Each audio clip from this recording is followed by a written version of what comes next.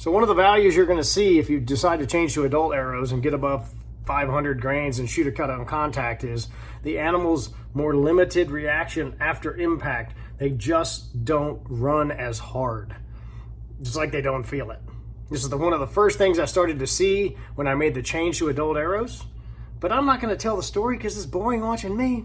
So I've got an example of 5 fairy dusters who sent me email and pictures.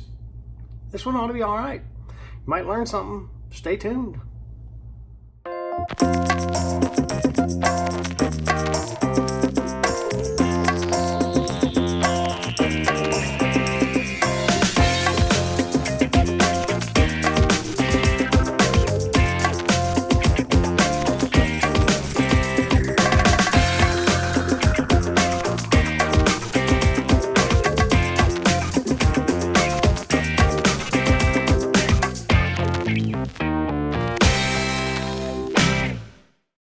Okay, so if you watch the channel, you know I always say stuff that's inherently obvious. The animals are trying not to die. They're trying to jump out of the way. They want not to die today, and we are trying to alter that reality. I remember back in the old days when all you had was Zwickies and bear razor heads and those kind of heads, and you'd shoot deer and the arrow would blow through. We didn't know we were shooting 600 grain arrows. We didn't have a choice. We had aluminums. They were really heavy and super slow bows, so on that. And they would just run off, or they would run 30 yards and just stand there and then tip over. And it wasn't these long nights and stuff. So as a test case, as a balance to this video, after you're done, go when you're watching videos where one of your great superheroes is shooting a mechanical broadhead, watch how those animals run like hell after they're hit. It is quite consistent. If you don't get a blood trail, if you hit them kind of wonky and they run 250 yards, they're a whole lot harder to find than if you hit them weird and they don't bleed and they only go 60 because they don't feel like they've been hit. You see their direction of travel. Any idiot can walk 40 or 50 yards and cover the next 20 and probably find your animal. So it's one of the advantages, but I'm gonna stop talking now because it bores you to death. And I'll tell a couple of stories and you'll see some people's input. Here we go.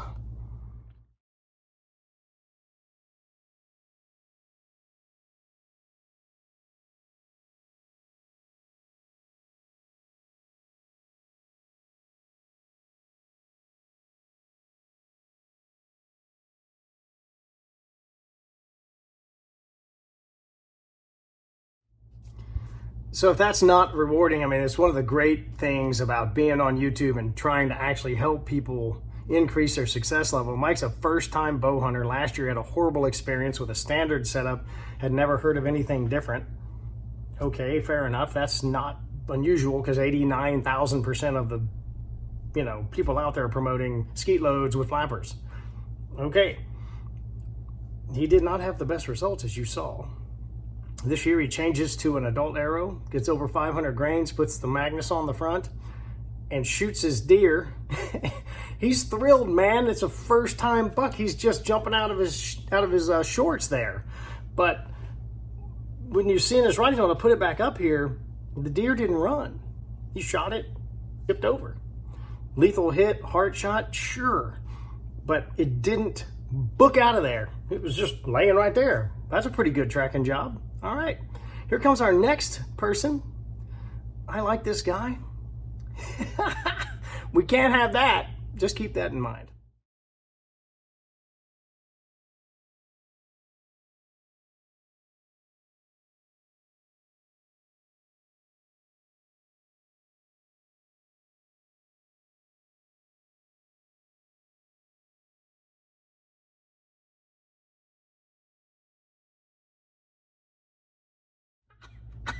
So we've all been there with the snorty doe.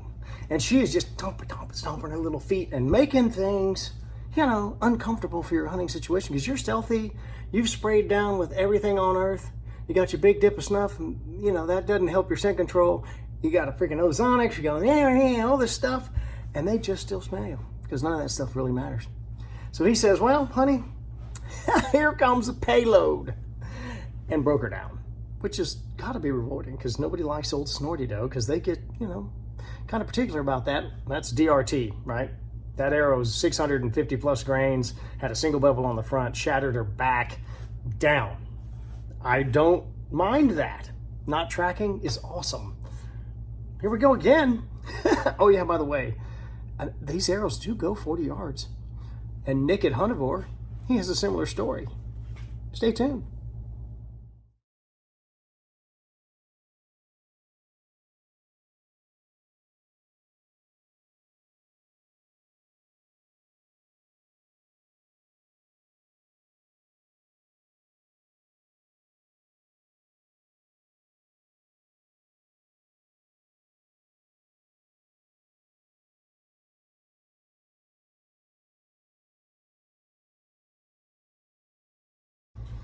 So I was on Nick's podcast, and we discussed the 12 penetration enhancing factors and walked through the concepts of heavier arrows and kind of how to get the setups done.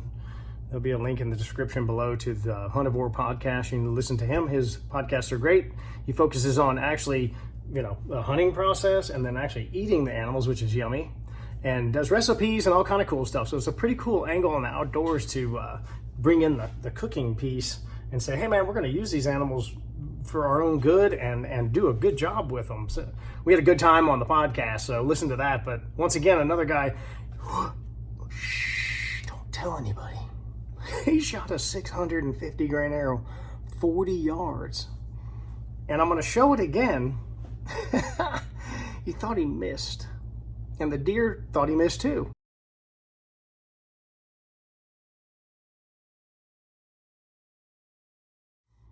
So you see, his longest shot ever in his history of bow hunting.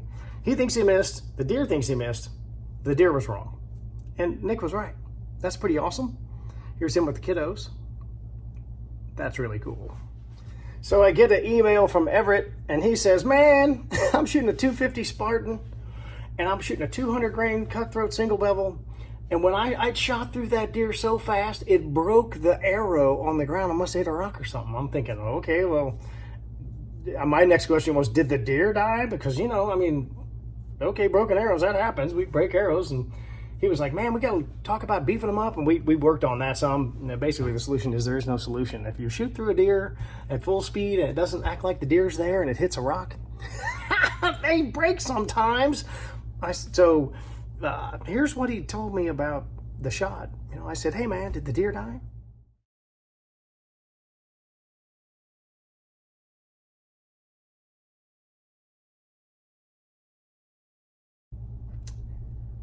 Well, it went 20 yards. So, it went blazing through, his arrow broke into a million pieces, and the deer runs 20 yards and falls over. Again, easy recovery. That's pretty fancy. And finally, Mr. Lewis, he got a double. And 300 spine arrow, had 100 grains of brass in the front. He had the Montec in the front, 125. It's a monolithic, it's been around forever. They get sharp, they're pretty good heads. And he had fantastic results. And once again, you see,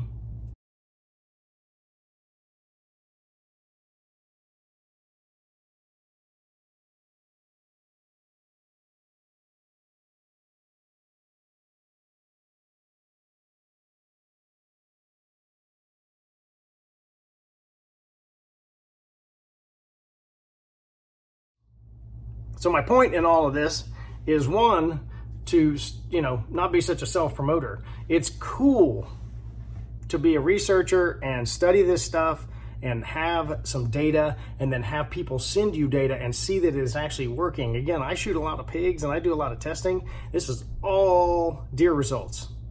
This is all you guys who are slinging arrows at deer and wondering, what the hell, that boy just shoots pigs all the time, it don't apply to deer. Okay, well, 100% deer. And it's not me shooting.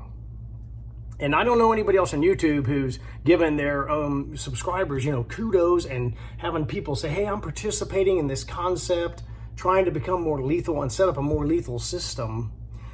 And then here's my results, and it's actually working, and the deer don't run off. So as I started in the beginning, that's the story of this video. Another advantage, is every one of them gonna not run off? No.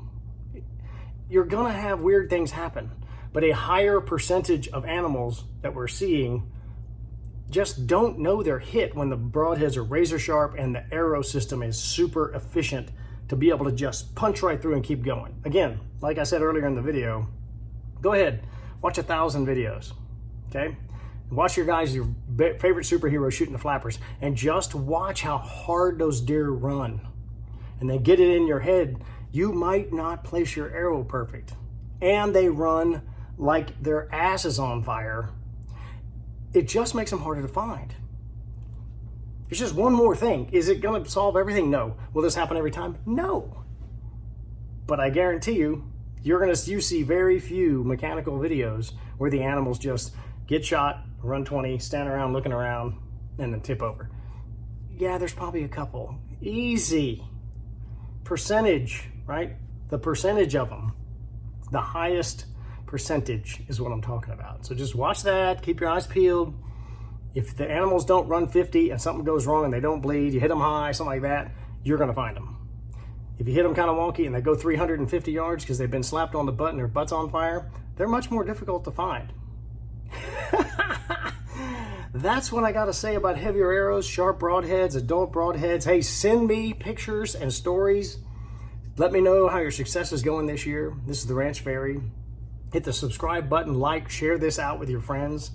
It's just one more thing, one more data point in the reason why, plus 500, FOC over 16, 17%, and adult broadheads can make a difference and tip things in your favor to acquire your game. Man, I mean, we don't have time in the field's valuable. It is. And when you sling the way arrows are going these days, you're shooting 30 or 50 bucks out there. Let's hope it works. I'm here to help. I want you to be successful. Troy@ranchfairy.com if you have questions. Subscribe, like, share, all that good stuff, internet stuff. Ranch Fairy out.